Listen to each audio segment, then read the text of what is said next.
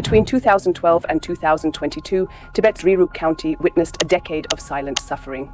Behind the mountains, a human rights crisis continues to unfold, largely unseen.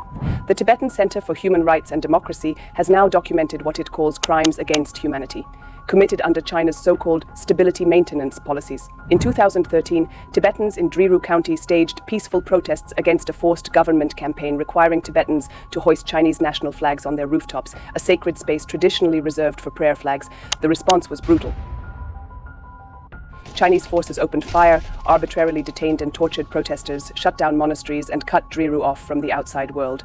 Lamo, a 36-year-old mother of 3, died in custody in 2020. Another Tibetan, Shermo, self-immolated in protest in 2015. News of the self-immolation reached the outside world only in 2021. Nuns were expelled, children were silenced, villagers were imprisoned for singing songs, chanting slogans, or even for speaking in Tibetan. Entire communities were subjected to pervasive surveillance, intimidation, and separation. The report shows these attacks were not random.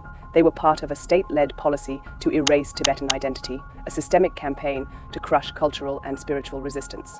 TCHRD is now calling for an independent international investigation. With China blocking access, Tibetans in exile are urging the world not to look away. Driru's suffering is not an isolated story. It reflects the larger reality of Tibet under occupation. The international community must act, not just to expose these violations, but also to hold those responsible accountable and ensure that justice is no longer denied.